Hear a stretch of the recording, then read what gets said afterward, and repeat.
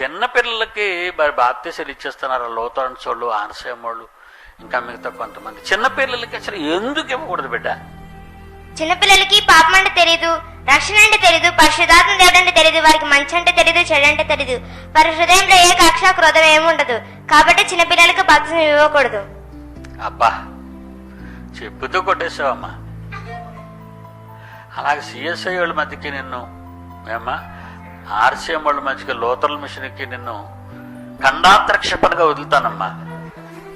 గురి చూసుకొడితే అక్కడే పడుతుంది అటు వెళ్ళేది. ఇదండి ఖండాంతర క్షిపణి.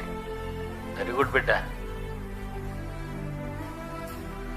తర్వాత ముగ్గురులో నేను అడిగే మరొక ప్రశ్న, బాప్తిసం అడిగితే ఇవ్వాలా, ఈడ్చికెళ్ళి ఇచ్చేయాలా? బాప్తిస్మం అడిగితే ఇవ్వాలా, పిలక పట్టుకొని లాక్కొని వెళ్ళి ఇచ్చేయాలా? అడిగితే ఇవ్వాలి.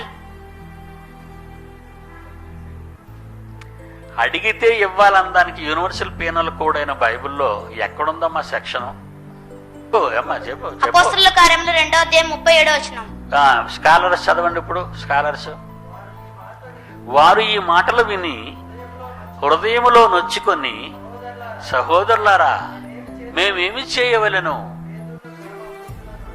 పేతురును కడుమ అపోస్తలులు అడిగారు, బాబు దెబ్బ మీద దెబ్బ, దెబ్బ మీద దెబ్బ, దెబ్బ మీద దెబ్బ కొట్టారు మీ ప్రసంగంలో అనర్గళంగా.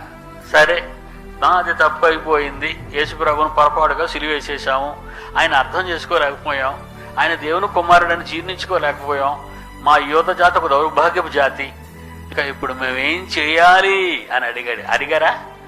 అడిగితే ఏం చెయ్యాలని చెప్పాడు పేతురు. చదువు నాయన. పేతురు, మీరు మారు మనసు పొందండి, పాపాలు పోవాలంటే ప్రతివాడు యేసుక్రీస్తు నామమున బాప్తిసం పొందండి, అప్పుడు మీరు పరిశుద్ధాత్మను పొందుదురు. పరిశుద్ధాత్మ బాప్తిసం అడిగితే ఇవ్వాలా, అడగకుండా ఇచ్చేయాలా?